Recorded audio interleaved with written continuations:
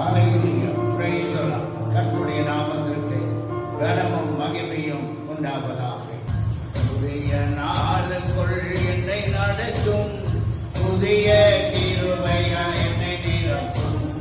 புதிய நாளுக்குள் என்னை நடத்தும், புதிய கிருபையால் என்னை நிரப்பும்.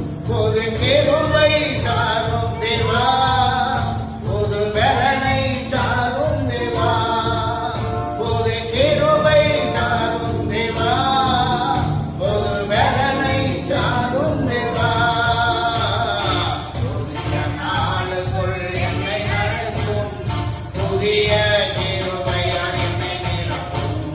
புதிய நாளுக்குள் என்னை நடத்தும், புதிய கிருபையால் என்னை நிரப்பும்.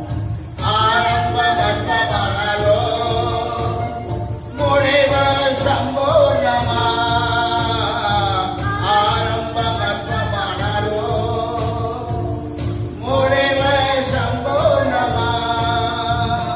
குறைவுகள் நிறைவாகட்டோ, குறைவுகள் நிறைவாகட்டோ, என் வறட்சி செழிப்பாகட்டோ, என் வறட்சி செழிப்பாகட்டோ. புது கிருபை தாரும் தேவா, புது பலனை தாரும் தேவா, புது கிருபை தாரும் தேவா, புது பலனை தாரும் தேவா.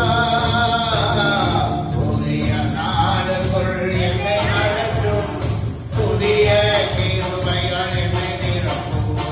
புதிய நாளுக்குள் என்னை நடத்தும், புதிய கிருபையால் என்னை நிரப்பும். இன்ப நாமத்தினாலே உங்களை அன்போடு வாழ்த்துகிறேன், வரவேற்கிறேன். கர்த்தரை ஆசீர்வதிப்பாராக. எனக்கு அன்பான தேவனுடைய மக்களே, இயேசு கிறிஸ்து இந்த உலகத்திற்கு வர வேண்டிய அவசியம் என்ன? நாம் சொல்லுவோம், இழந்து போனதை தேடவும் ரட்சிக்கவுமே இயேசு உலகத்திற்கு வந்தார் என்று. இன்னும் சிலர் சொல்லுவார்கள், பாவிகளை ரட்சிக்க கிறிஸ்து உலகத்திற்கு வந்தார் என்று சொல்வார்கள். கட்டுண்டவர்களை விடுதலையாக்க ஆண்டவர் உலகத்திற்கு வந்தார்.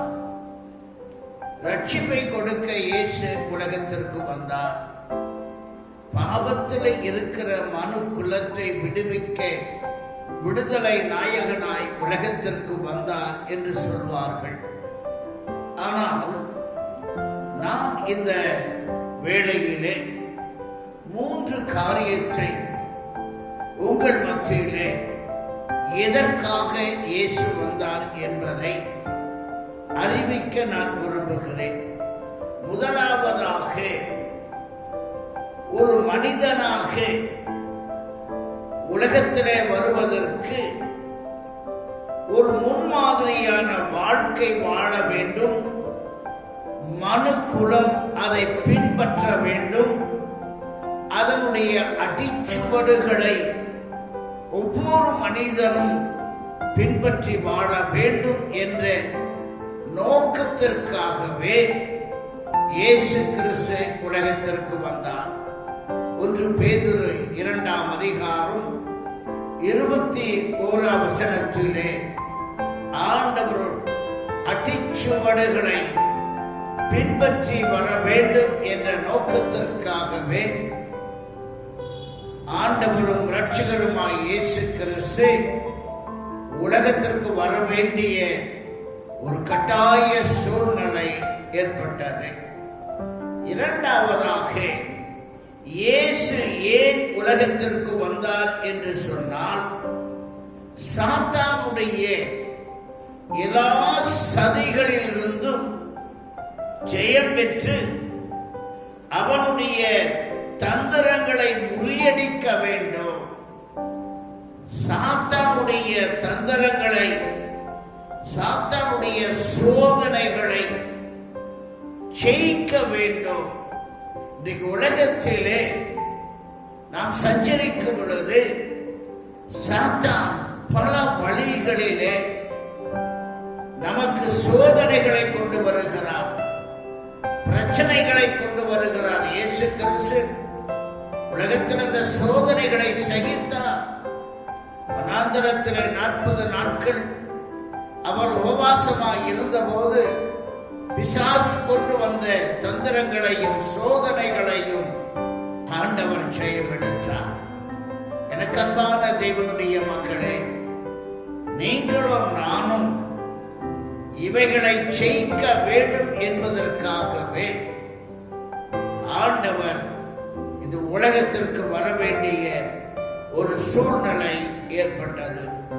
அது மாத்திரமல்ல, மூன்றாவதாக சாத்தானை கல்வாரி சிலுவையிலே சந்தித்து அவனை முறியடித்து அவனிடத்தில் இருக்கிற ஆளுகையை பிடுங்கி மனிதர்களாகிய நம்முடைய கரத்திலே கொடுப்பதற்காக இயேசு உலகத்திற்கு வந்தார். எனக்கு அன்பான தேவனுடைய மக்களே, ஒரு காலத்திலே நம்முடைய முன்னோர்களாகிய ஆதாமும் ஏவாளும் சஞ்சரித்த காலத்திலே சர்ப்பம் வடிவெடுத்து ஆதாமையும் ஏவாளையும் வஞ்சித்து ஆண்டவர் கொடுத்த ஆளுகையை தந்திரமாய் பிடுங்கிக் கொண்டார். பல 100 ஆண்டுகள், பல 1000 ஆண்டுகள் கடந்து போய்விட்டார்கள். ஆகவே மனிதன் தன்னுடைய ஆளுகையை இழந்து அவன் தத்தளித்துக் கொண்டு இருப்பதை கர்த்தர் கண்டார். இயேசு கிறிஸ்து சிலுவையில்தான் அவனை முறியடிக்க முடியும், சிலுவையில்தான் அவனை ஜெயிக்க முடியும். ஆகவேதான் இயேசு கிறிஸ்து சிலுவைக்கு வந்து சிலுவையிலே பிசாசை சந்தித்து அவனை முறியடித்து அவனிடத்திருக்கிற ஆளுகை பிடுங்கி நமக்கு கொடுக்கவே எம்பெருமானாகிய இயேசு கிறிஸ்து உலகத்திற்கு வந்தார். ஆகவே எபிரேயர் புஸ்தகம் 2ஆம் அதிகாரம் 14ஆம் வசனம் சொல்லுகிறது, பிள்ளைகள் மாம்சத்தையும் இரத்தத்தை உடையவர்களாய் இருக்க அவரும் மாம்சத்தையும் இரத்தத்தை உடையவரானார். ஆகவே நம்மை போல அவர் மாம்சத்தை இரத்தத்தை உடையவராக உலகத்திற்கு வந்து நல்ல மாதிரியான வாழ்க்கையை நமக்கு காண்பித்து பிசாசுடைய சோதனைகளையும் பிசாசுடைய தந்திரங்களையும் முறியடித்து சிலுவையிலே அவனை சந்தித்து அவன் தலையை நசுக்கும்படியாய் செய்து அவனை ஏமாற்றி பிடுங்கிக் கொண்ட அந்த ஆளுகையை பிடுங்கி ஆண்டவர் நமக்கு கொடுத்திருக்கிறார். அதற்காகத்தான் ஆண்டவராய் இயேசு கிறிஸ்து உலகத்திற்கு வந்தார். எனக்கு அன்பான தேவனுடைய பிள்ளைகளே, ஆண்டவர் உலகத்திலே வாழ்ந்திருந்தாலும் உலகத்திலே அவர் சஞ்சரித்திருந்தாலும் உலகம் அவருக்குள்ளே புகவில்லை, உலக சிந்தை அவருக்குள்ளே வரவில்லை, உலக நேசம் அவருக்குள் வரவில்லை, உலக வேஷம் அவருக்குள் வரவில்லை. காரணம், அவன் உலகத்துக்குள் இருந்தான், ஆனா உலகமோ அவருடைய உள்ளத்திற்குள் பிரவேசிக்க முடியல. எனக்கு அன்பானவர்களே, தாமரை இலையானது தண்ணீருக்குள் தான் இருக்கும். ஆனா தண்ணீருக்குள் இருந்தாலும் அந்த இலையிலே தண்ணீர் உண்டார். கடலிலே மீன் இருக்கும், கடல் நீரானது உப்பாய் இருக்கும். ஆனால் கடலில் இருக்கிற மீனுக்குள்ளே உப்பு புகாது. அதை போலவே இயேசு உலகத்தில் இருந்த பொழுது உலக சிந்தையோ உலக நேசமோ உலக வேஷமோ அவருக்குள் வரவில்லை. எனக்கு அன்பான தேவனுடைய பிள்ளைகளே, ஆண்டவராய் இயேசு கிறிஸ்து அவர் அடிக்கடி ஒலிவ மலையிலே அமர்ந்து செபிப்பார். அப்படி செபித்துக் கொண்டிருந்த நாட்களிலே பனியோ மழையோ நிலவோ அவரை சேதப்படுத்த முடியவில்லை. காரணம், அவர் ஆண்டவராய் இருந்தபடியினாலே அவருக்குள்ளே உலகத்துக்குரிய எந்த காரியம் உட்புகவில்லை. என் ஆண்டவர் எப்படிப்பட்டவராய் இருந்தார் என்று சொன்னார்? உலகத்தை ஆளுகிறவராய் இருந்தார். ஒருமுறை ஆண்டவரும் சீடர்களும் ஒரு சிறு கப்பலில் ஏறி ஊழியத்திற்காய் பிரயாணமாய் செல்லுகிறார்கள். ஆண்டவர் அடித்தட்டிலே படுத்துறங்கிக் கொண்டிருக்கிறார். அந்த கப்பலானது போய்கொண்டிருக்கிறது. நான் சொல்லுகிற பகுதி லூக்கா புஸ்தகம் 8ஆம் அதிகாரம் 24, 25 இருக்கிறது.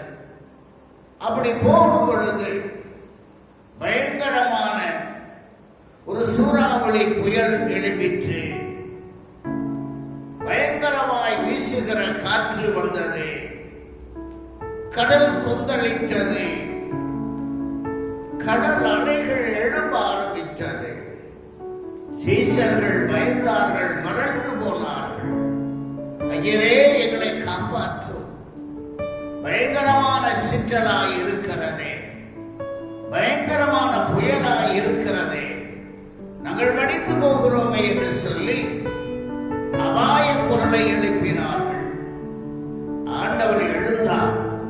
சீறி வந்த புயலை பார்த்தார், காற்றை பார்த்தார், குந்தளிக்கும் புயல் அலைகளை பார்த்தார்.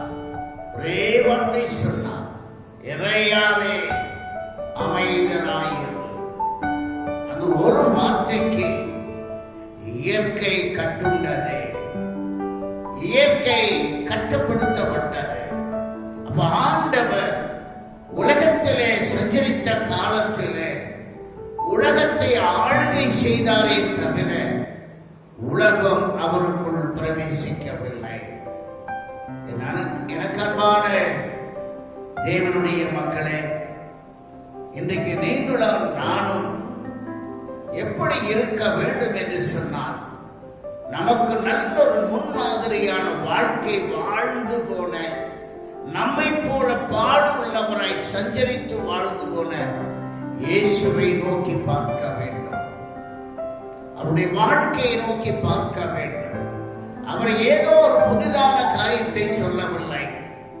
அவர் வாழ்ந்த வாழ்க்கையை நமக்கு முன்மாதிரியாய் வைத்திருக்கிறார். அதனுடைய அடிச்சுவடுகளை பின்பற்றி வரும்படியா நான் உலகத்தில் சஞ்சரித்த போது பிசாசுடைய சோதனைகளை, பிசாசுடைய தந்திரங்களை நான் எப்படி முறியடித்தேனோ அதை போல நீங்களும் பிசாசுடைய சோதனைகளையும் பிசாசுடைய தந்திரங்களையும் முறியடிக்கப்பட வேண்டும்.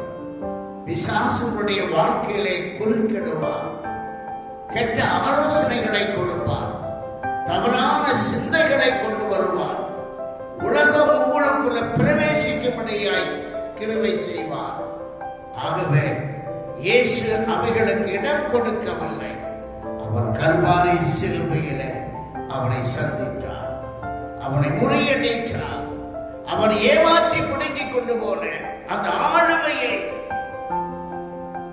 ஆதாமையும் ஏவாளையும் ஏமாற்றி பிடுங்கிக் கொண்டு போன ஆளுமையை பிடிங்கி இன்றைக்கு அந்த ஆளுமை நமக்கு தந்திருக்கிறார். மரணமே உன் கூர் எங்கே, பாதாளமே உன் ஜெயம் எங்கே என்று சொன்னார். மரணத்தை வென்றவர் இயேசு. இன்றைக்கு நீங்களும் நானும் மரணத்தை வென்று இயேசுவோடு ஒப்புரவாக இருக்க வேண்டும் என்பதற்காகவே எம்பெருமானார் இயேசு கிறிஸ்து பாடுள்ளவராய் உலகத்தை நோக்கி வந்து இந்த உலகத்திலே நம்மை போல பாடுள்ளவராய் வாழ்ந்து நமக்கு நல்ல ஒரு எக்ஸாம்பிளை வைத்து சென்றிருக்கிறார். ஆகவே நீங்களும் நானும் அதை கடைபிடித்து, எப்படி இயேசு கிறிஸ்து 3ஆம் நாள் உயிர்த்தெழுந்தாரோ அந்த உயிர்த்தெழுதலில் நீங்களும் நானும் பங்கடைய வேண்டும் என்பதற்காக ஆண்டவர் இன்றைக்கு நமக்காக இந்த பூமிக்கு வந்தார். அந்த ஆளுமையை திரும்பி வாங்கி கொடுக்க அவர் வந்தார். அதை மறந்து விடாதபடி ஆண்டவருக்காக வாழ்வோம், ஆண்டவருக்காய் ஜீவிப்போம், ஆண்டவருக்காய் உழைப்போம், ஆண்டவருக்காகவே மகிமைப்படுத்துகிற மக்களாய் இருப்போம். கண்களை மூடுவோம். நல்ல பிதாவே, இந்த வேளைக்காய் ஸ்தோத்திரம். கர்த்தரே, இந்த வேளையிலே இந்த நாளிலே நீர் கொடுத்த இந்த நல்ல வார்த்தைக்காய் ஸ்தோத்திரம். தொடர்ந்து ஆசீர்வதி. கேட்டுக்கொண்டிருக்கிற மக்களை ஆசீர்வதி. அவர்களை பலப்படுத்தும். கிறிஸ்துவுக்குள்ளே பலமுள்ளவர்களாய் மாற்றுவீராக. ஆண்டவரே, எதிர்கொண்டு வருகிற சகலத்தையும் ஜெயிக்கிற பிள்ளைகளாய், ஆண்டவரே, பிசாசுடைய கிரைகளையும் தந்திரங்களை முறியடி